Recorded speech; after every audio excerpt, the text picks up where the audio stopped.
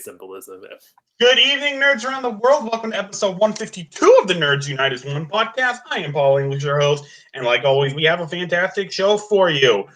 Last week, we dove into Marvel's Avengers Endgame, and now we are crossing sides to the DCEU, ranking the 7 live-action films of that extended universe that we've gotten so far. And joining me to help rank them are the standard crew of regulars that you know and love by now, Colton, Jack, and Mike. What's going on, boys? Not much. It's been an interesting ride with the DCEU, but I think they're finally starting to get the hang of it. Well, okay, that depends on personal preference, but for me, they're getting the hang of it now. But all right. So we will get started on that in just a moment. However, and this is more for me and Mike, but I do have to begin this show on a bit of a sad note.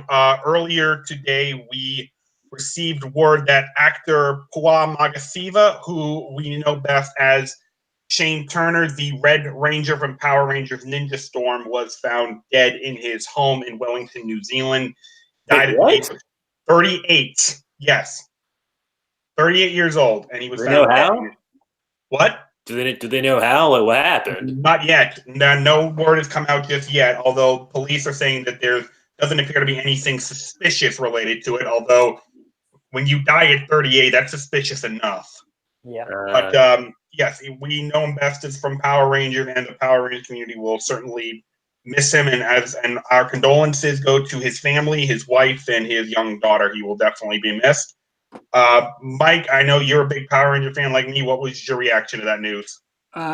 Just pure shock.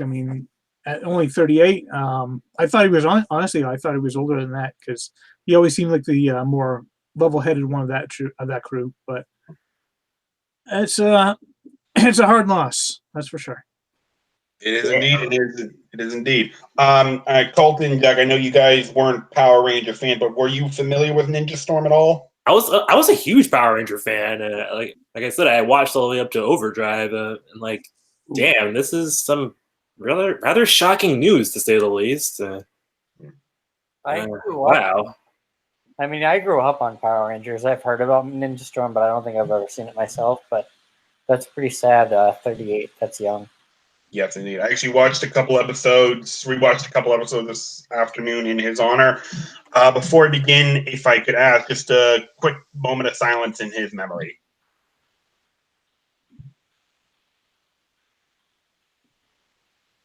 All right, thank you very much. Rest in peace, Red Ninja Storm Ranger. You will not be forgotten. All right, guys, so let's get on to the main topic. Let's rank the 7 films of the DCEU. And Colton, I'm going to start with you. What is the worst of the worst? Coming in at number 7, it's a movie that should have worked. The trailers made it look awesome, and then executive meddling or something came in, and we got Suicide Squad as a result. This is a movie that had, like I said, it should have worked. We already saw how how something like this worked with the Guardians of the Galaxy, but with Suicide Squad, it was just a giant mess. I think my main problem was that it was a movie where a lot and nothing happens. Our heroes are band together rather flimsily, or quote-unquote heroes, band together rather flimsily to stop Enchantress, who is a terrible villain. It's like, we're supposed to take her seriously, but she just did not mesh with the type of film this was supposed to be. Like a lot of people have said, the Suicide Squad doesn't take on Superman-level threats, okay? It just didn't work. And the characters themselves were just, some of them worked and some of them really didn't. Like, I really did not like Rick Flag because while I liked Joel Edgerton sort of being able to play off as a surrounded by idiots mentality, he still just did not work well off of people such as, Will Smith, who was really Will Smithing it up in this movie. And then we've got Harley Quinn, who was all right, but again, she just did not feel like she should be in this iteration of the squad. It's like, of all the people she could have, are these really the only people that Amanda Waller could have found? I mean, maybe if this was on short notice or something, but she's been putting actual effort into putting together this team, and this is the best she could come up with. So yeah, Suicide Squad. It was a lot and nothing happens. The story was mad. Oh boy. That's what I got to say about it. All right, Jack. What's number 7 on your list? Batman v Superman: Dawn of Justice. Oh man, I saw this movie twice actually. First time I thought it was okay. Second time I was so freaking bored. This movie is awful. I will say that Ben Affleck does a great job as Batman. I do have a problem with all the killing that he does because in my mind, Batman doesn't kill, and he kills way too many people. I did some things that I liked in this movie, where the warehouse scene with Batman fighting all those guys, which is very reminiscent of the Arkham games. But this movie, it starts off so well because you see Metropolis being destroyed from Bruce Wayne's point of view, but then you do the whole Lex Luthor is awful thing. You ruin Doomsday by making Zod Doomsday, which was like stupid. And Lex is so freaking annoying in this movie. I can't stand him. Wonder Woman is good, but she shows up out of nowhere pretty much. And I gotta go into it. The Martha thing is so freaking annoying because we go the whole movie with Batman saying, you know, if there's a 1% chance Superman's evil, we gotta take it. And then, you know, we sees all the but he has the same name as my mother. But what bothers me even more about that is during that fight, a few minutes before, Batman even says, your parents made you think you were better. Like you were one of us. It's like, so Batman knows he has parents, but your mother has the same name. Let's stop beating each other up. Yeah.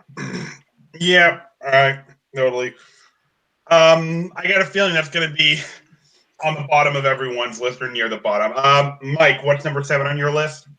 Batman v Superman: Dawn of Justice. Hey, Paul. Okay. Yeah, I mean, Jack, you pretty much hit the nail on the head for me as well. I saw this movie twice in theaters, and I even bought the friggin' Blu-ray just so I could watch the director's cut because I'd heard it was better. All it did was piss me off even more because it made Lex Luthor's already completely illogical and insane plot even more illogical and insane. So I just there was this movie. It was just here all these things that we really like. Let's just kind of throw them around and like stir and then pour it out and just throw it in the oven for who knows how long and just leave it in there until we smell smoke. That's pretty much what this movie was. It was just like, Zack Snyder is just kind of. Can I say one more thing about BVS? Quickly. And let's just tease the Justice League in a way that makes zero sense at all into the story. Let's make up all of their logos ahead of time, and let's show these clips in this scene that was probably filmed like 10 months after the filming had been finished, and just throw it in there whenever you want to. Yeah. I'm guessing Lex Luthor hired an intern to make the logos. Yeah. The whole movie is just slapdash put together. None of it makes sense, and it pissed me off so badly. Oh, and they kill 2 of Superman's supporting cast. Yeah. They kill Jimmy Olsen, and they kill Mercy. And they made Lois Lane into the antithesis of everything she was in Man of Steel, and the antithesis of everything you want Lois Lane to be. You made her into a whiny, you're like, oh, please save me, Superman. Yeah. All right. Indeed. Okay. So number 7 I'm on, and much like Iron Man 3, I have to put gloves on in order to touch this film because it burns. I'm surprised I don't know what it is, but I'm surprised you own it. It's BVS. And it is the director's cut. I saw it once in theaters. I didn't think it was all that bad at first, but then I thought about it and I was like, oh, wait, this movie sucks. So yeah, I bought the director's cut thinking, okay, maybe it'll be better. Barely. This film is still a pile of shit. And you guys have already touched on pretty much everything, so I'll just add one more thing to it. The actual Batman versus Superman fight. The reason we came to see this movie, the first thing we've been hyping up for 80 years. What a fucking letdown this scene was. The scene is shit. And it this was movie completely took no. This movie completely ignored everything, every reason of why we love seeing these two characters go at it. Because we're not just seeing two heroes fight each other, we're seeing a war of ideology. Superman, the ever hopeful, bright-eyed optimist, versus Batman, the brooding Gothic knight. Two sides of a coin, and their confrontation. What makes it so is we're seeing their points of view go at it. This scene ignores all that. It just gives us all style and no substance. You want to see a great Batman versus Superman fight, folks? Go watch part 2 of Batman The Dark Knight Returns or read the graphic novel. Absolutely stellar fight, and that is what we wanted to see on the big screen. Snyder fucked it up, so go that. He fucked it up big time. This movie sucked. 2 hours to build up to about 8-minute fight. yeah. What a fucking joke. Okay. Colton, excuse me. What's number 6 on your list? You know, as bad as BVS is, it managed to slightly edge out the next movie on my list because it was actually it had a good first half, whereas this movie was just really meh from start to finish, and that is Justice League. Okay, so I think my issue with Justice League is that everything that was set up in BVS just gets a very mediocre to really, really boring payoff in this film. Like, I understand that there was a lot of, that there are a lot of issues going into this movie. Like, Zack Snyder left the film after the death of his daughter, which was tragic and everything. I'm not going to hold that against the movie. And they had to, hastily bring in Joss Whedon to try, put it all together. But even after that, it just did not feel like, it just felt really dull to me, The fights were all right, but the character interactions were meh at best. I thought that the interactions between Batman and the Flash at first were interesting, but after that, the characters they don't really have the right characters interacting with each other past that, I guess you could say. This one YouTuber I watch, Nando V Movies, he said that it was kind of weird that we had Wonder Woman interacting with Cyborg of all people at the start of the movie and all that jazz, and a lot of people were trying to recruit Aquaman and everything, and also Steppenwolf. Okay, he's okay for a generic sort of bad guy, but after everything that was teased in BVS, to see him turn out to just be your typical generic villain was really dull. But I think the worst part of the movie was that they bring Superman back to life with absolutely no problem whatsoever. I mean, I know that BVS sort of teased that he was going to be coming back to life, but in this film, it's like, okay, guys, we're going to bring Superman back to life. They succeed, and then that's it. There's no, he comes back around for, maybe a total of 2 minutes, for which he has a really boring fight with the rest of the Justice League. And then after that, they bring in Lois Lane because she's quote unquote the key. I guess that's the payoff to the Flash's really weird warning in the last film.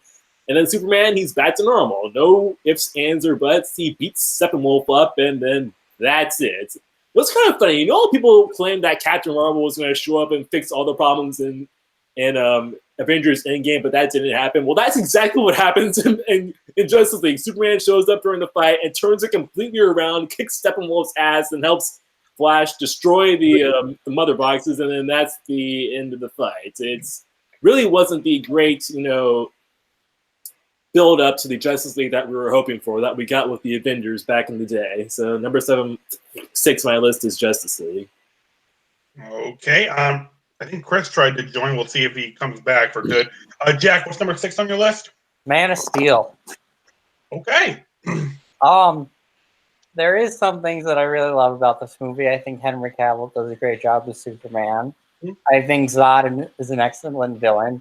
It has one of my favorite superhero villain fights when Zod and Superman are near the end when they're flying around beating the crap out of each other in Metropolis. But there are things in this movie that aggravate me to no end and are complete stupid, and that is Pa Kent is a complete and total asshole. And his death makes 0 sense in this movie. Nobody can see you do it. There's a freaking tornado going on. I don't think anybody's paying attention to you. I mean, you move super fast, so I don't think anybody's going to see you if you go in and rescue him real fast. Oh, I'm just going to give you the thing. It's okay, son. Let me die, even though you could save me, and there will be no repercussions for this action. I'm like, okay, all right. I don't know where to go from here. Like, being a hero is a bad thing now. I shouldn't save anybody. And then he's like, oh, you should have let all those kids in that bus drown. It's like, wow. Bothers me. Yeah, Father of the Year right there. I'll tell you what. All right, Mike, what's number 6 on your list? My number 6 is Suicide Squad. Hmm. I mean, yeah, touching on what Colton said, really there was only one scene in this movie that I enjoyed, and that was the scene with them all in the bar, just kind of shooting the shit, doing whatever the hell. I think there was, I mean, the Joker was in there for 5 minutes max, and his scenes served no purpose whatsoever. Nope. It was a completely pointless cameo that they extended out for no reason over multiple scenes. I liked Harley Quinn. Margot Robbie, I thought she was good. I didn't think she was given really enough to work with here. I liked Will Smith's Deadshot. Really wasn't given much to work with here. And the only other character that I kind of liked was Diablo, and they gave him like fire mech powers at the end, and then he killed him. Have we learned that he could make giant fire beings before? No. Okay, whatever. Just give him that power because why not? They're fighting a giant magic person. Whatever. Everyone has new powers now, and Harley Quinn can kill her somehow. Yeah, let's work with that. Yeah. Yeah, and the opening scene where they're just like, let's throw in some kind of weird like spray paint logos, and let's have the entire movie re-edited by a trailer company, which is a fact. That's what they did, and you can tell. And it's the less said about that movie, the better. Yeah, you pretty much summed up what I think about my number 6 pick, which is Suicide Squad. I mean, I know I'm in a minority on this. I enjoy it for what it is, mainly because Will Smith and Margot Robbie, I freaking love them. They're so charismatic, they're so energetic, and the way they work off each other is just a load of fun. But yeah, Diablo is really the only one who was interesting. Rick Flag, I didn't care about. Enchantress was a pathetic fucking villain. The rest of the Suicide Squad was just eh. And then, listen, I'm sure Jared Leto is a fantastic actor. Admittedly, I don't think I've really seen him in anything too much. I'm sure he's a great actor, but his Joker interpretation, that was the less that is said about that, the better. Let's see what Joaquin Phoenix does. That's all I gotta say. He ain't Mark Hamill, he ain't Heath Ledger, and he ain't Jack Nicholson. That's for damn sure. I think we can all agree to that. He ain't even Cesar Romero. Cesar Romero makes a better Joker. That's saying something. Though you're not wrong. Though I do love Cesar Romero because he's a war hero and he rocks a mustache. What other Joker can rock a mustache? He can, and no one else. So there you go. Number 6 is Suicide Squad. All right, Colton, number 5 on your list is? Number 5 on my list is Batman v Superman: Dawn of Justice. You'll probably have it the highest ranked. What? You got it the highest ranked of anyone. Well, yeah, that's because Justice League bored me and Suicide Squad was so stupid. But Batman, okay, real quick, my thoughts on the Martha scene is that, like Movie Bob said, I think the worst thing part about it is that they put so much emphasis on the name Martha that any meaning in the scene was lost because people were obviously going to think that. So did they just make a reference to the fact that their moms had the same name? It's like if they had referenced the fact that their mothers were both named Martha later, they could have salvaged it. But since they built the entire scene around the name Martha, that's all anybody was going to remember. But even so, this movie actually had a promising start. You know, we got Superman interrupting that mission in Africa by being done by the CIA, which they weren't supposed to be doing apparently. But he does that. He stops them from blowing the mission up once they're busted and everything. And that set up an interesting conflict at first, because then we have that witness talking to that senator saying, "The Superman answers to nobody. How do you expect to hold him responsible for any of this stuff?" But then it turns out the woman was just a liar hired by Lex to make up the story, and then as the film progresses, we find out that all the bad stuff that's happening, it's all because of Lex. There's no interesting conflicts or anything. Superman, the only time he comes close to actually, talking about his place in the world, Lex blows it to Kingdom Come at the Senate hearing. That could have been an interesting scene. And like I said, it gets blown up. So Superman then decides to exile himself for all of 5 minutes before he sees Pa Kent's hallucination of Pa Kent, I guess, giving him Man up, pussy. That's what he said. Just sum it up. Giving him a pep talk about how he, bad things can sometimes happen when you try to help out. And I'm like, that's not. I'm like, is that supposed to be the moral of this movie or something? Wouldn't that make more sense if the film was centered around the damage in the Metropolis fight? But they barely it's only brought like maybe a couple of scenes, and then, like I said, and then Lois, what was the point of her being in this film? She's investigating everything going on with Lex, but then it doesn't amount to anything because not only does Lex out himself to her face, but Lex is then caught red-handed in the Kryptonian ship, so he would have been arrested either way. So Lois had no point being in this film. And then we got Wonder Woman showing up in the movie, which was cool but pointless. Also, it's fan service, but it's bad fan service. Seeing the Trinity together. If you want an example of good fan service, watch the climax of Avengers Endgame. But let's see what else. Yeah, we got the other Justice League members appearing for cameos, but again, they had no purpose cameoing in this film. Again, a good example of cameos to get you excited will be the post-credit sequence of Captain America: The Winter Soldier when we first saw Scarlet Witch and Quicksilver. Am I forgetting anything else? Let's see here. Oh yeah, the Flash's cameo where he seems to foreshadow the Injustice storyline. I guess why was that in this movie?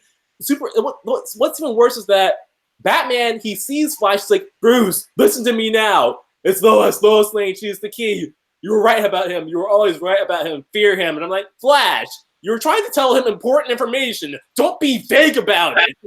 And not only that, but then Batman acts like he did not just witness a ominous message from the future. He just goes right back to investigating the whole drive that he was decrypting. I'm like, so are we not getting any sort of reaction to this?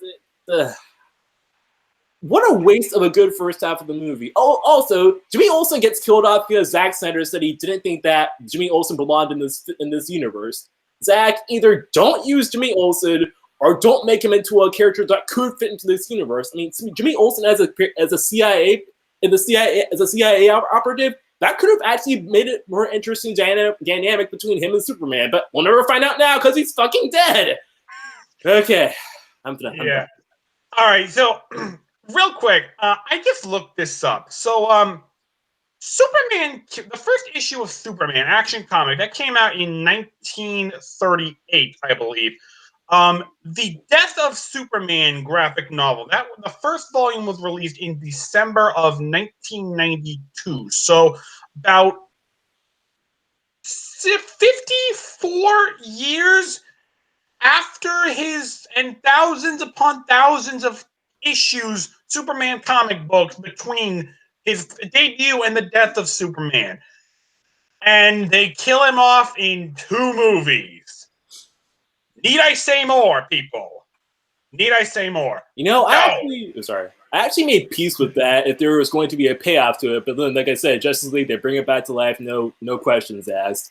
The thing that sucks the most about this is my last thing. The thing that sucks the most about the Doomsday fight is how average it is. The entire point of the Doomsday fight is that Superman gets beaten to death as a result. But in this fight, they were actually winning. There was no point that you thought that Superman could actually get killed during this fight. Again, you want a good example of how to do a to do a fight like this right? Watch Tony Stark taking on Thanos in Avengers: Infinity War. Okay, I'm good. Okay, well done. All right, so while Colton and I were discussing that, looks like our man Chris Miller has joined us after God knows how many episodes he's been away. Chris, welcome back. Hello, guys. What's up? What's going on? What's happening? What's happening with all you guys? Nice to see you, Chris. Hey, what's going on, guys? Hey, what's happening? Nice to see all of you. It's great to see you all. Likewise. All right, so you're in time to join us. I will allow you a brief time. Quickly give us, if you're up for ranking the 7 films of the DCEU with us, why don't you quickly give us numbers 6, 7, and 5, please? Well, I haven't seen Aquaman nor Shazam, so I'll just. Why are you here then? What? I seen the others. So is that qualified? Is that giving me enough merit to be on this panel? No. No. You kind of have to see all 7 because we're ranking all 7 of them. Plus, it's going to be spoiler filled. Yeah, I can somewhat live with that. Yeah, I can live with that. Okay, go on then.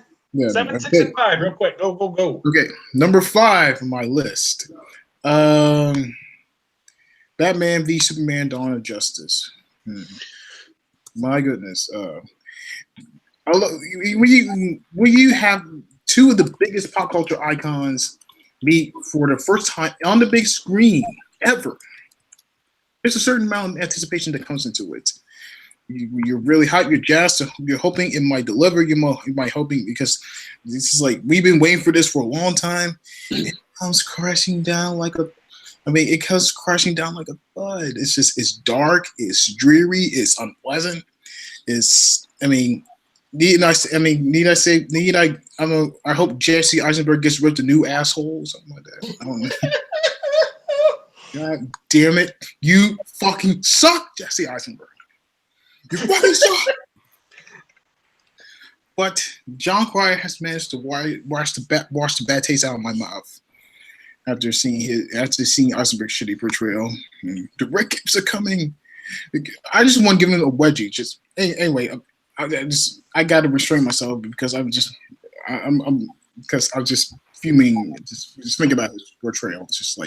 It's just misguided. Zack Snyder, what the fuck were you trying to do? Were you trying to be edgy? What's this shit?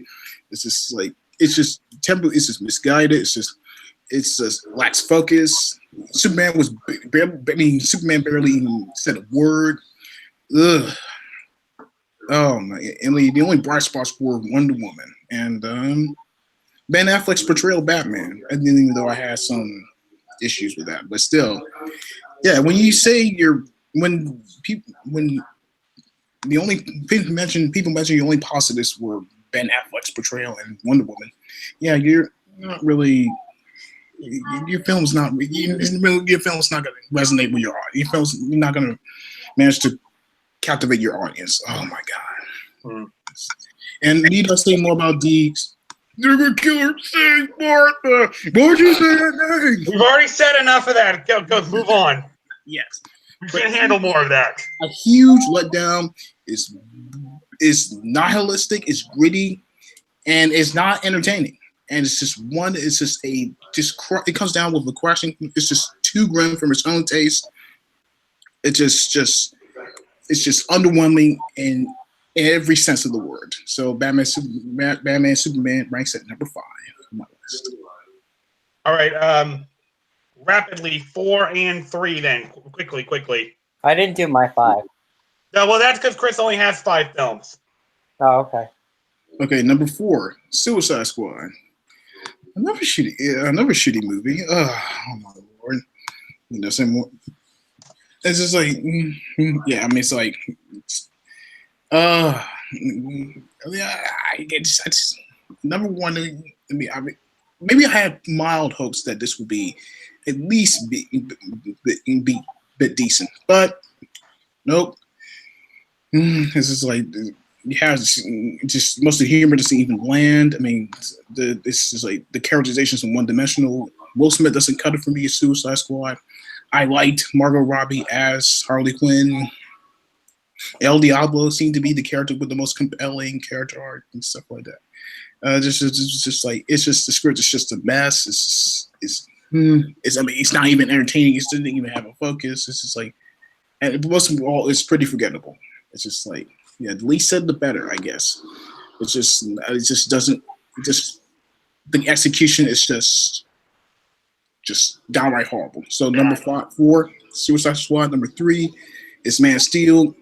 Liked in the beginning. Now repeat viewings, it just doesn't hold up. It just doesn't work. It's just the colors. Yeah, the music visual look is too muted.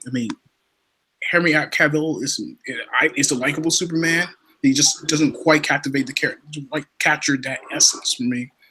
I mean, it's long, it's boring, and it's just like it's pretentious, just like Batman v Superman. I mean, I have some issues where they went with the origin story, how their interpretation of the origin story. It's his chance. Snyder tries to make Superman relatable. It doesn't quite get there. It's just like, and then I admit the ending battle goes way too long. It just meanders. But saving grace may be Michael Shannon's portrayal of General Zod. That's like the only bright spot. But for me, it's just pretty lackluster. So number 3 on my list is Man of Steel. All right. Before we get to your top 2, I'm going to let everyone else finish up. So, Jack, we were number 5 for you. I think I'm going to surprise some people with my number 5, and my number 5 is Suicide Squad. Okay. I actually like this movie. I'm a Batman fan, so it was cool to see Harley Quinn and Killer Croc on the big screen. Unfortunately, Killer Croc didn't actually do much. I wasn't for the Will Smith as Deadshot, before I saw the movie, and I thought he was really good. I will agree that Enchantress was a terrible villain, and her plan makes 0 sense. And neither does the end when Amanda Waller shows up like completely unharmed, and you're like, what the fuck? Another problem I have with this movie is Katana just randomly shows up, and we get one line of dialogue about her, and then we don't know anything. Why she's there, how she got there. It's like, my soul traps the souls of his victims. Okay, and what does this have to do with the rest of the movie? Why are you here? I like Captain Cold. I thought he was funny. Not Captain Cold. Captain Boomerang. I thought he was funny. But, I mean, it was a good time. Joker, I don't know what they were trying to do. Like, they cut most of the scenes. But I did like him and Harley. But, I thought the best part of this movie was Margot Robbie as Harley Quinn. She definitely delivered. I'm looking forward to seeing her in the sequel, hopefully. Mike, what's number 5 on your list? Number 5 is Man of Steel. It just how do you suck all the joy out of being Superman or out of seeing someone fly? Give it to Zack Snyder, and he'll do that pretty well. Yeah.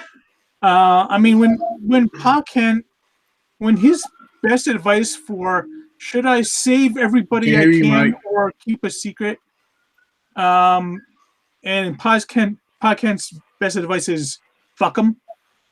You got an issue. I get it. He's trying to protect his father, but this is someone that can save everyone in town in a split second and still keep his identity.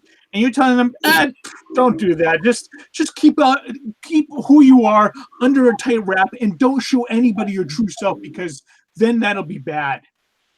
No, fuck you, Pa Kent.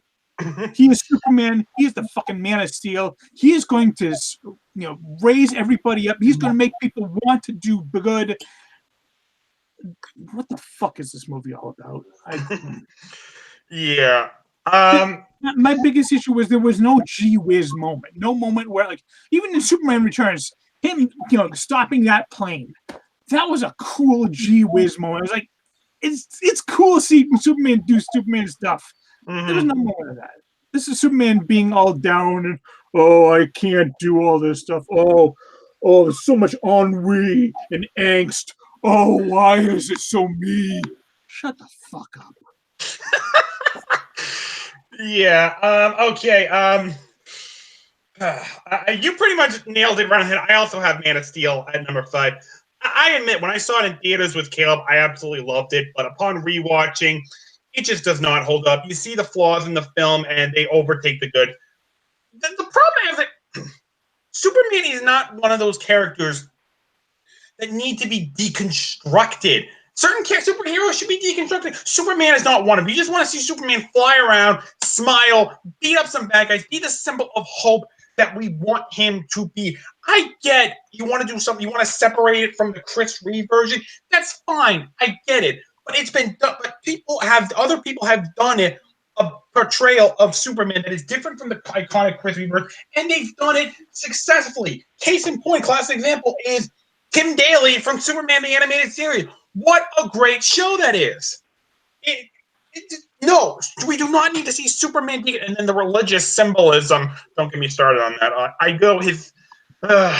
That was completely unnecessary. Guys, you want to see a great modern interpretation of Superman? Go watch Tyler Hoechlin on Supergirl. That guy understands it. He's got an edge to him, but he's still the bright, hopeful hero that we want him to be. It is well done, and I'm hoping to God he gets his own show because I think he deserves it.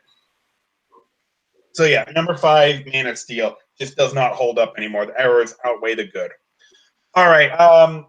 So Colton, keep it up. Number 4 on your list would be? Number 4 on my list is Man of Steel. Much like you, I really enjoyed it back when I saw it back in the day, but my opinion is kind of soured on it as time progressed. Now I get it. Zack Snyder had essentially the very hard and kind of thankless task of trying to, give us something different with Superman. And I was kind of on board for it at first, but my problem is the issues of payoff. Like first we have the whole business with Pa Kent. Okay, so he says that, so he's really, so he's a bit paranoid with Superman, trying to accident revealing himself and he doesn't know what's going to happen. I can accept that, all right? I'm saying maybe you should have let the kids die, but there was no dynamic set. It does not affect Superman's mentality or anything. He doesn't prove Jonathan wrong or anything at any point later in the film. He doesn't sometimes decide to maybe close himself off after the issue with the tornado. We see time and time again throughout the rest of the film, if there's danger present, Clark will rush to the rescue no matter what and does not care about exposing himself. So if that's the case, then what was up with everything with Pa Kent then? If it's not going to pay off, why have it set up to be a conflict? And I think that was my main issue. And that was my main issue. And another issue I had was that Superman, they were talking about how because he had a natural birth, he has a choice in his actions. But then Jor-El's AI kind of tells him that, basically gives him the idea to be Superman on his own and everything, kind of. It just felt really, it didn't feel as inspirational as it was being built up, with him saying that you will give people an ideal to strive by, that they'll stumble and everything, but eventually they'll join you together in the sun and you'll help them accomplish wonders. It's kind of hard to talk about that and then have the movie end with a very big super fight that pretty much reduces a good few city blocks to absolute ash. I mean, damn. And, the sad thing is that the cast of this movie was pretty well casted, I guess you could say. I mean, they all did the best that they could with the material that they were given and everything. I really liked Henry Cavill. I loved Amy Adams. Not my favorite Lois Lane, but she had a good beginning to her, which was then squandered in the sequels. But we've already talked about that. And I liked Michael Shannon as Zod and the super fights that we got in this movie. It was like they wanted to focus on how devastating the damage of the fight could be, and they succeeded. And then the movie probably ends without them actually acknowledging said damage. So again, what was the point? I mean, even the Avengers gave us a token mention to the aftermath of the Battle of New York, whereas with this movie, it's like Zod's dead, and then we flash forward to an unspecified time, and we don't acknowledge the Battle of Metropolis until the next film. So yeah, number 4 on my list is Man of Steel. The good news is, after this movie, we've got nowhere to go but up. Or so we thought when it first came out. Jack, number 4 on your list is? Number 4 on my list is actually Justice League. I actually love this movie. Yeah. It was cool seeing all the characters together. Cyborg was okay, but I'm still, to me, Cyborg will always be a Titan. Team Titans. Booyah. Yeah.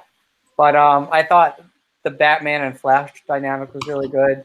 I also like the Batman and Wonder Woman together.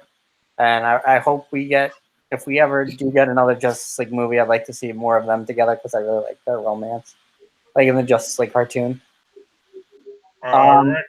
And then after they bring Superman back from the dead, we finally get the fucking Superman we want. He's happy. He's strong. He's jolly. He cares. He helps people. He's Superman. Like, he's punching Steppenwolf around, and then he goes and he's helping Flash with the family, and it's like, this is Superman. Yeah. It's Superman. Yay, Superman's here, and he's happy. He's beating people up like we want to see. He's not dark and, depressed and angsty. Mm. Why am I Superman? He's just like, fuck it, bitches, I'm Superman. Yes, indeed. Yes, indeed. All right. I just wanted to point out something. Just want to say something. When I said to you guys, my ranking of Superman, Man of Steel was number 3, which actually wasn't. It's actually number 3 is. Justice League is ranked number 3. If I could, yes. I mean, again, I was still in such a scramble that I messed up my rankings. Yeah. So, briefly, why Justice League is number 3 is because it sucks. The plot is thin. There's no tension. It's just all sound and fury. Just like it's said, the characters underdeveloped. It's trying to be a fun movie. It's DC trying to atone for being so dark, but it sucks. It plain sucks. And come on, Steppenwolf is just he's really a paper tiger if you really think about it. I guess maybe that's too light a term, but still, Justice League, lackluster, ain't worth wasting your time. Mike, number 4 on your list is Justice League, because despite some other people on this group may say, I did have some fun with Justice League. Was it a good movie? No, not in the least. But for me, the good did outweigh the bad just slightly. And pretty much like Jack said, when the Justice League actually came together, with all the characters were together, I had fun with that. They were, their interplay was fun. Their banter was back and forth. It was awesome. The gimmick with Aquaman with the lasso of truth was funny as hell. So yeah, I mean, when they were actually interplaying with each other, I was having fun with the film. When they had this really shallow, two-dimensional, badly developed and badly CG'd bad guy to fight, I was like, at least I still get the characters I like. That's one good thing. Yeah. And yeah, again, just like Jack said, this was the Superman I'd wanted. This was the Superman that was fun to watch. He was embracing his powers. He wasn't so dark, so ennui. Who am I? What is my purpose? Exactly. No, this was like, I'm gonna kick the ass out of that bad guy, and then I'm gonna have fun with my buddies. What the hell? And I mean, even when after he'd resurrected and he was like standing at that monument, and the Flash was like doing the super speed, and you see his eyes going around, like, I can see you. That's kind of cool. That's kind of cool. I know where this is going, but that's kind of cool. Yes, indeed. And even his suit was the bright eye-popping blue and red that we were hoping for, that we wanted all throughout Man of Steel, all throughout Batman v Superman, when it was all dark and matted and down. No, this was something that when it goes into the sun, you see it. You want to look at it. That's the Superman I wanted to see, and that's the Superman we got. So that's why I actually at Justice League I put it kind of midway through. Can I say one more thing about Justice League real fast? 10 seconds, go. No, I love the scene after Superman comes back and he's like, "You're still having trouble with this guy?" Yeah. All right. Truth be told, the next 2 films on my list, you could really switch them back and forth. They're kind of equal, and if ideally, I'd probably just put them at a tie. But since I can't, because that would be cheating. That would be taking the Chris route of cheating. So number 4 on my list, I've got Aquaman. Not a great movie, but a whole lot of fun. Stories about as paper thin as you can get, as predictable as you can get. The villain is mediocre at best, but by God, Jason Momoa, it just looks like every time you show it, he just looks like he's having the time of his life. Like he is relishing every second he had playing this role. So yeah, it was a whole lot of fun. So Jango Fett and Nicole Kidman make Aquaman, huh? That makes a lot of sense. Yeah, I can see that. But I think what sets it for me, I saw this with Caleb. I bought this movie and I went over to Caleb's house. We saw it together. When he steps out wearing the bright orange and green spandex, we all had the same reaction. We were just like, yes! Yes! That's so right! And it looks corny, it looks cheesy, it looks ridiculous, but it looks badass as well. When can you ever think of a time you can combine corny and badass and describe the exact same thing? I can't think of it. They pulled it off. I love that suit so much. So yes, not a great movie, but a very fun movie. Aquaman, thumbs up. All right. He's already given us number 3. Let's we're on a time constraint, guys. So Colton, number 3, quickly go. Number 3 on my list, like I said, we've got nowhere to go but up this time, and now we're on Aquaman for me. I think what I loved about Aquaman is that compared to a lot of the other DC, the other films I just mentioned, Aquaman took a simple route, but they did it right. The beauty is in the simplicity sometimes, and I liked how his arc was simple. You know, it's a guy that doesn't want to be king, but he knows that he has to protect the people that he loves. And I liked how he progressed throughout the film. You know, there was, like I said, there was a genuine sense of progression, an actual arc for him compared to how Man of Steel starts off with an arc and then promptly drops it about halfway through the movie. It feels like we've really gotten somewhere, and I loved how Jason Momoa played the character. He just, not only was he really, you know, he was very funny to watch and just really well embodied the badassness of the character, but he knew how to also really handle the quiet scenes well. Like when that scene where he was talking to the Super Kraken about why he should be allowed to take the Trident, I bought every single line out of his mouth during that sequence. And while Ocean Master was kind of a dull mirror match bad guy, I loved every second that Black Manta was on screen. Like at first I thought he was going to be a tad boring, but then when he comes back with his powered up suit and proceeds to wipe the floor with Aquaman, that was worth the price of admission alone. I think it might be one of my favorite fight scenes in the entire DCEU, simply because of the fact that when he fights him, Aquaman actually gets hurt and needs medical attention once the fight is over. Like most of the fights in the DCEU are between characters that are both nigh and vulnerable, so they will seldom if ever really get badly hurt. Whereas in this fight, there was a real sense of tension. Like who's the director of this film again? James Wan. Yeah, James Wan. He did a great job with the fights in this film and a lot of the incorporating horror elements in this movie. Like when the characters had to. Like when Aquaman and Mira had to go fight those things in the trench, that was pretty freaky to say the least. Overall, yeah, Aquaman, I really enjoyed this film. All right, Jack, number 3 on your list is? My number 3 is also Aquaman. I love the way that they actually set up the world. It was nice to have a movie where the parents aren't dead. Yes, it's very nice.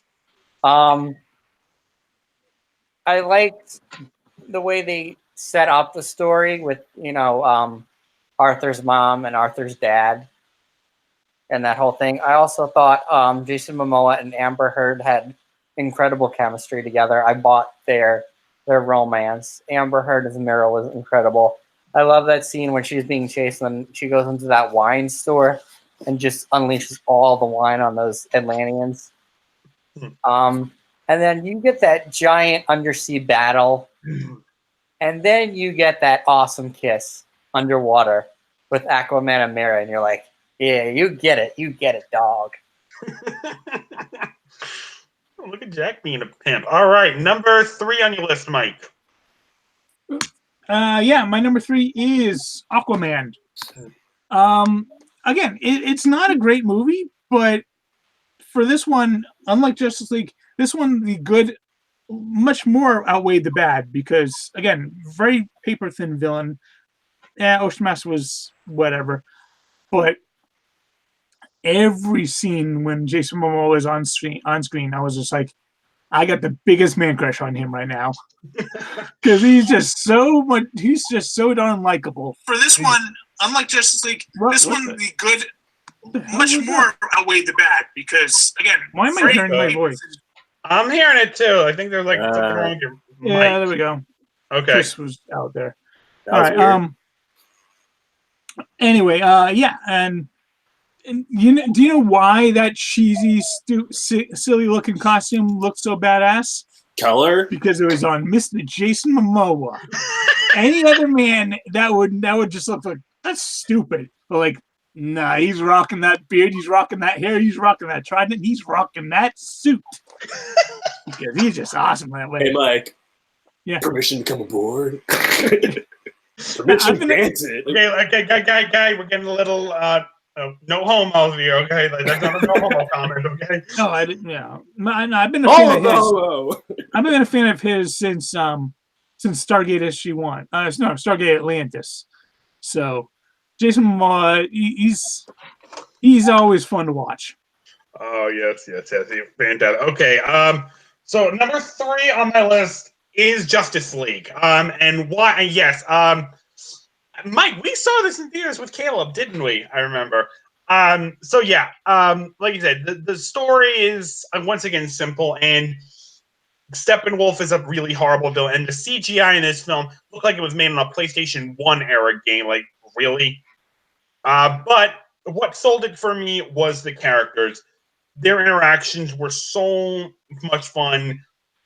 I love, Jason Momoa again had the charm. Loved Gal Gadot again as Wonder Woman. Ray Fisher aside was good. I was expecting to hate Ezra Miller as a Flash because I'm such a huge CW fanboy and I love Grant Gustin so much. Like, no one can top Grant Gustin. He doesn't, but he comes close. A lot closer than I thought he would. I really enjoyed Ezra Miller, and I heard he's now leaving too, so I'm a little sad about that. I'm kind of looking forward to seeing more of him. But like you all said, we finally got the Superman we wanted to see. I don't know if we were sitting next to each other in the theater, Mike, but when Superman finally comes down, just saying, I'm a fan of truth, I'm also a fan of justice, and he comes out with that bright blue and red suit, the smile on my face, it was literally from ear to ear. I was so happy to see that bright suit, like, that is Superman! Finally! Took you this long to get it right. Thank you, Joss Whedon. Thank you. I don't know if it was Whedon or I don't care who did. Thank you for giving me that bright Superman. That's what I've been waiting for. That's what he should be. So yes. Again, bad story, the terrible villain, terrible CG, but the character interactions were just so likable. They were so much fun to watch. That's why slightly edged out Aquaman, but really I could go back and forth. They should be tied, really. Okay. Top 2. We got to move. Chris, number 2 on your list. Let's go. We get mentioned. Yeah. Number 2, Man of Steel. Like I said, that goes to me. Just an underwhelming movie. Not a great interpretation of the origin of the Superman or the origin story of Superman. Also, it's probably one of the bright spots of this movie. Just a whole the portrayal of Krypton's kind of odd. Like I just it's not my favorite interpretation of it. Diane Lane, it's another saving grace. Lawrence Fishburne, Henry Cavill's likable Superman. Yeah, the special effects are pretty good. I mean, no, they're awesome. But what I'm missing from this Superman, the beacon of the upright, virtuous, idealistic Superman, not present. He's a little bit more restrained. I mean, and it's not. I'm not used to seeing Superman restrained.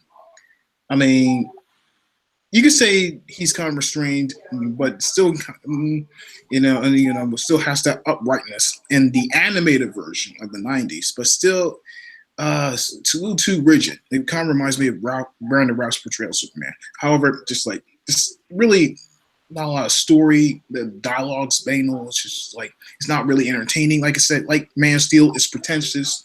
It's not even like did I mention it's not entertaining? Well, it's not. So yeah. Not liked it at first, but over time, I just didn't enjoy it as much. So it's pretty lackluster. So my number 2 is Man of Steel. Okay, Colton, number 2 on your list is. You want to save the world? All you gotta do is say the magic word. Shazam! Number 2 on my list. I was not sure what to think of Shazam going in, but I am so glad I saw it. I love the story how rather than Billy Batson just being the chosen one, he was actually the last resort because the wizard really didn't have much of a choice. So it set up a pretty interesting, storyline, seeing him trying to get over using his powers selfishly and using them for what's right. But I really did enjoy those moments as well. As when the film was briefly big with superpowers, watch him trying to learn how to use them all, and what powers he had. Like that scene where he got shot in the face. He's like, "Wait a minute, is the suit bulletproof or am I bulletproof?" And his his foster brother was like, "Hey, let's see. Hey, you two guys, shoot him." He's like, "Wait, what?"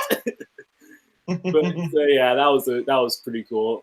And I think my favorite scene in the film was I won't say it because I don't want to spoil it for Chris, but there was a certain scene towards the end of the climax that had a big smile on my face. I did not expect it to happen, and I'm so glad the trailers did not spoil it. It was again, it really makes you feel, it really makes you want to stand up and do a Superman pose. So number 2 on my list is Shazam. Jack, number 2 on your list is? My number 2 is also Shazam. I love this movie. It's so much fun. I was in the first 10 minutes when I forget his name, Dr. Savannah as a kid, when he's in the car and he goes to the wizard and they're setting up the world. I'm like, okay, I'm in. I get the world. I get what you're trying to do. I'm in. Take me on your adventure. Zachary Levi is perfectly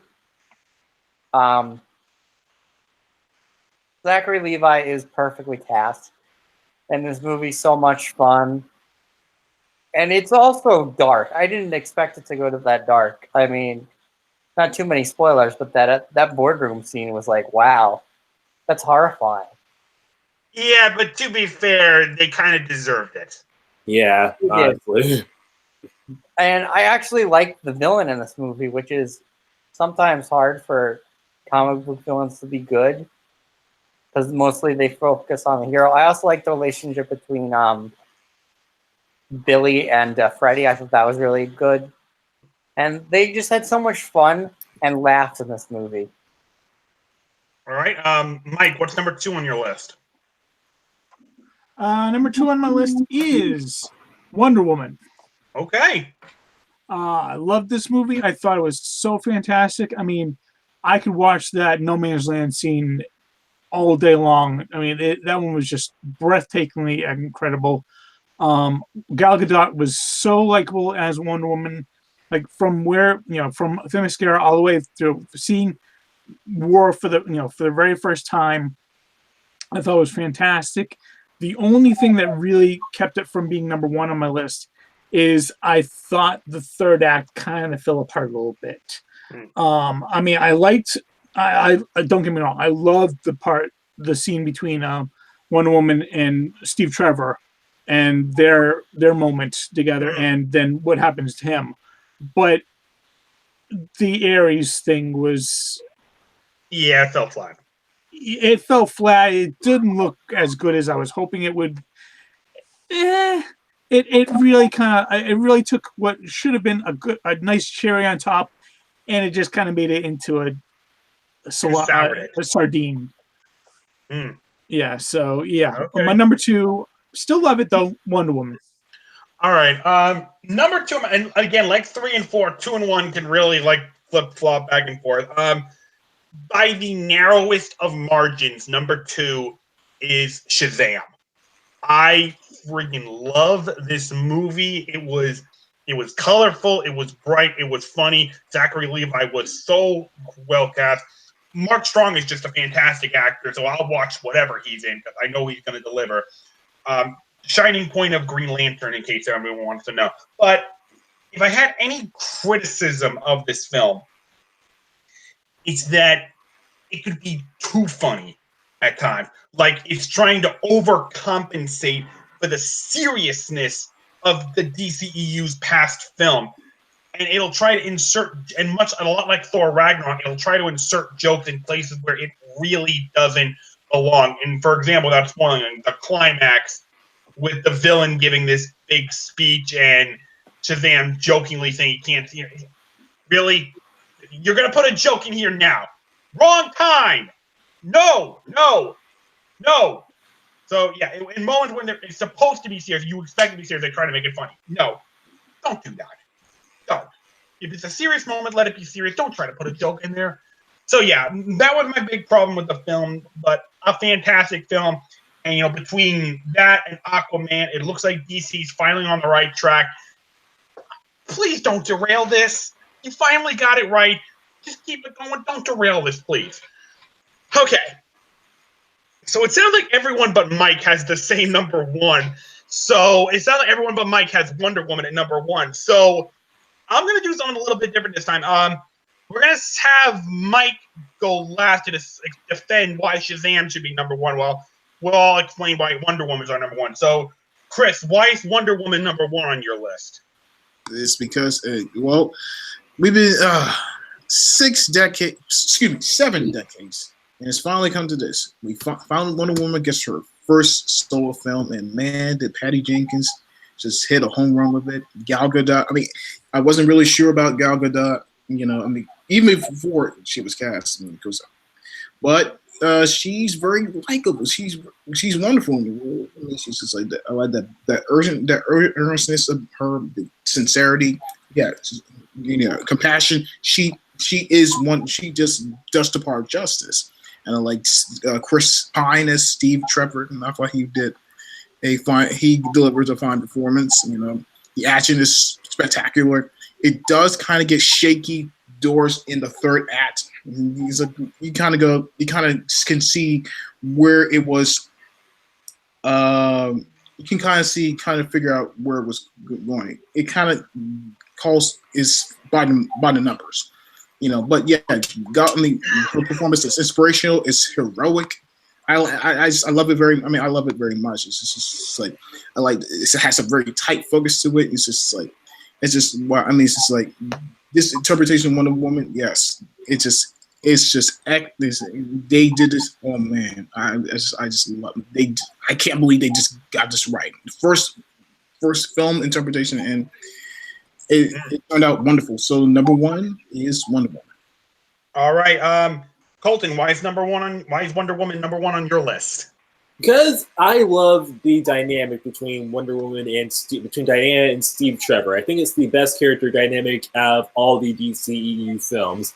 Like, I love how, you know, he's trying to be more practical about all this while Diana's the hopeful, if naive, optimist and everything. It's a great contrast between the two of them, and Gal Gadot and Chris Pine play both those sides exceptionally well. But I love as the film progresses, you know, we see that Diana is starting to, you know, starting to rub off on Steve a little bit, and which reaches us, I think, a peak when we get to the No Man's Land sequence. I could watch that scene on repeat endlessly. It's probably one of my favorite superhero moments ever, and it's a great way. It was a great way for her to debut her costume and everything. She's like, "Okay, you can't do anything about it, but I'm going to do something about it." And then she walks out there and starts just taking all the gunfire, and it's a great scene of heroism. But the third act, it does have its problems, and they do try to sort of. It's like a have your cake and eat it too moment, but it doesn't really bother me too much. Like, they do try to make it a little thought-provoking regardless, and it doesn't ruin the rest of the film. It doesn't ruin the rest of the film for me or anything like that. I really enjoyed it, especially the certain scene between Diana and Steve towards the end of the third act. It was pretty unexpected. Like, I didn't see it coming, and it was pretty tragic, I gotta say, you know. And then, well, okay, I won't say that because that's spoiler territory. But then again, this movie's been out for a while, but I'll be fair, no spoilers. So number one on my list is Wonder Woman. Okay, Jack, why is Wonder Woman number one on your list? It's such a good movie, and I was against the casting of Gal Gadot. I was like, why didn't you get a real actress? But she surprised the hell out of me. She was really good. Her and Chris Pine as Steve Trevor was really good, and she was really good as playing the, you know, fish out of water. The action, I mean, the No Man's Land scene, then also the scene when she takes down the sniper tower in that town. That was a great scene. And one of the other strengths in the movie where other movies wouldn't have focused on them, besides Steve and Diana, the other, I don't remember their names, but the other people in their Steve's troop, in other movies, they would have been like a throwaway thing, and you don't really get any details on them, but they actually give them some character motivations and personalities, which is nice. And then, you know, the action, and then the lovability. she's just Wonder Woman. I mean, and she uses the lasso and she flies, and it's awesome. Yes, indeed. Yes, indeed. Okay. So why is Wonder Woman number 1 on my list as well? Well, I mean, you guys have already touched on a number of things. I was also against the casting of her because I thought she's awfully skinny. Like, honey, please eat a sandwich. You need to bulk up, okay? Wonder Woman's got some guns. I know you were in the army, but you don't look like you have guns.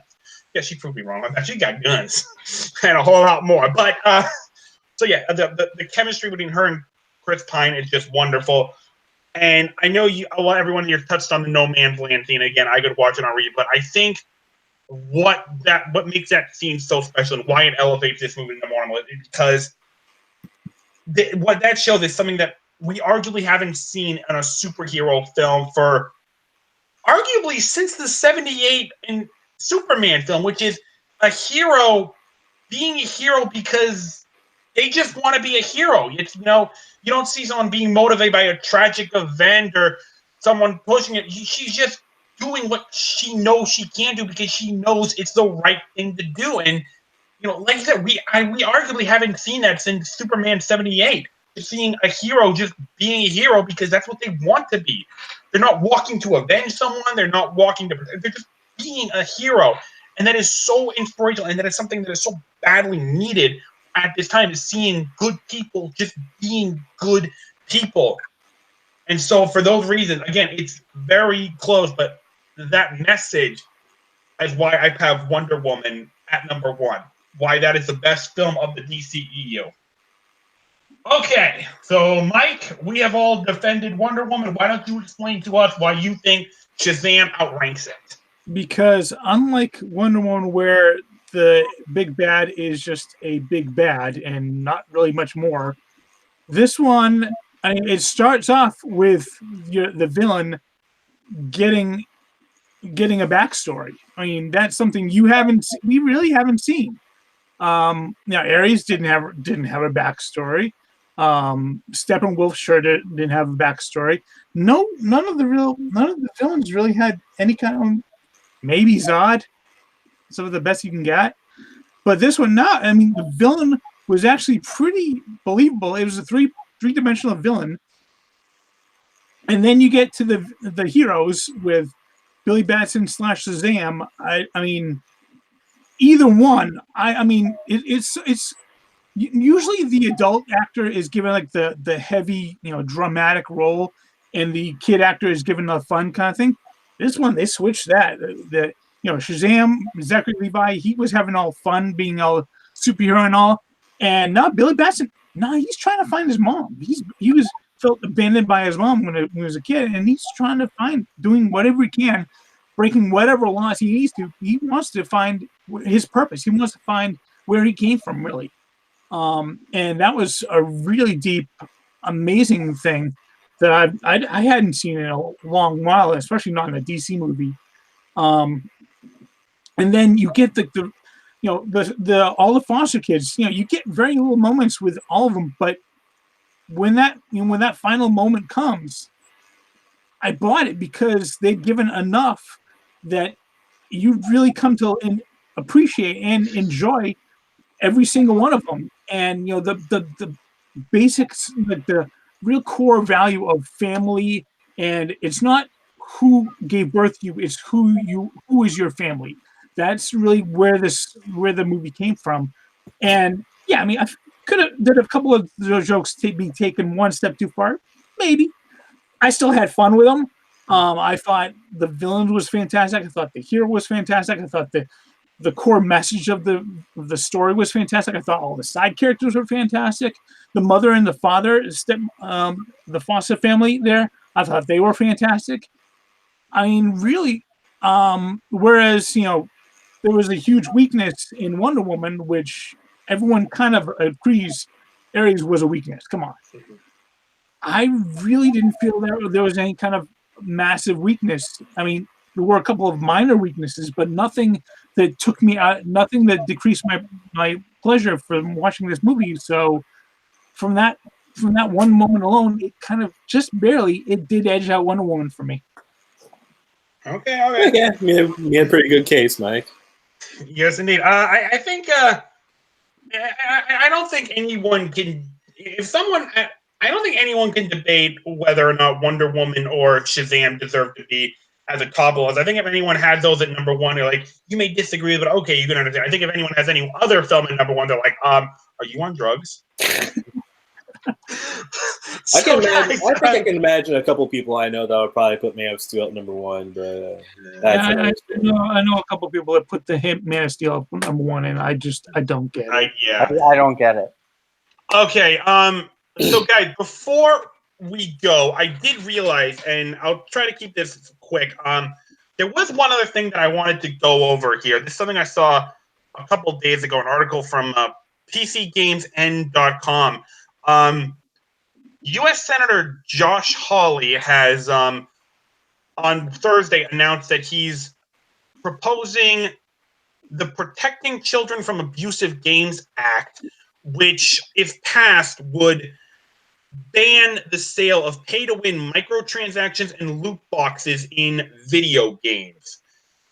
Specifically targeting games such as Fortnite or PUBG, which is played by a lot of 12 and 13-year-olds and try to steal their parents' credit cards to buy thousands of dollars of I play Fortnite. crap. You want to play Fortnite with me? New username NewMouse69. Let me stop. Did you just say Protecting Children from Abusive Games Act? Yeah, that's what it's called. Okay, now, guys, I hate loot boxes. I think they suck. I'm not a fan of microtransactions. I spend very little money on microtransactions. I don't like them too much.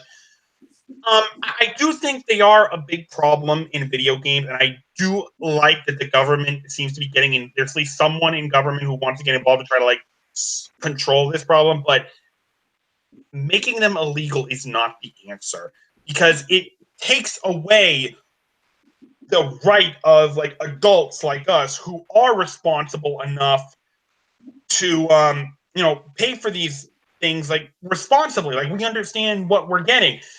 In reality, what this article tells me is that parents these days are either completely oblivious to the type of games their kids are playing, or they just don't give a damn. And that's on them. If a 25-year-old adult goes broke spending thousands of dollars on loot boxes and microtransactions, well, that's his problem. He has issues. But if a kid causes his parents to go broke because he sold their credit card and spent it, that's on the parent. They should be more aware of that. So that's what I think. And guys, real quick, I want to get your thoughts on this. So, Mike, I know you play games a lot. What's your opinion on this? My opinion is this is just another one of the cycles that keeps going around. I mean, we saw it 10 years ago with some weird pastor trying to outlaw Grand Theft Auto because he thought it was corrupting the young. Yeah. Whoop-de-freaking do. This is going to go away. And then someone else will come do it again 5-10 years because they can't leave well enough alone. I mean, I don't need the government telling me what I can and can't do on my own computer. Even though they want to try and tell me, I don't give a damn. They can shut the hell up. Chris, I know you don't do a whole lot of game, but you got any thoughts on this? No? Oh, okay. Colton, what about you? Well, I don't play video games anymore, but this sounds silly, for lack of a better word, especially the title, Protecting Children from Abusive Games Act. To be whatever. Yeah. All right, Jack, any thoughts?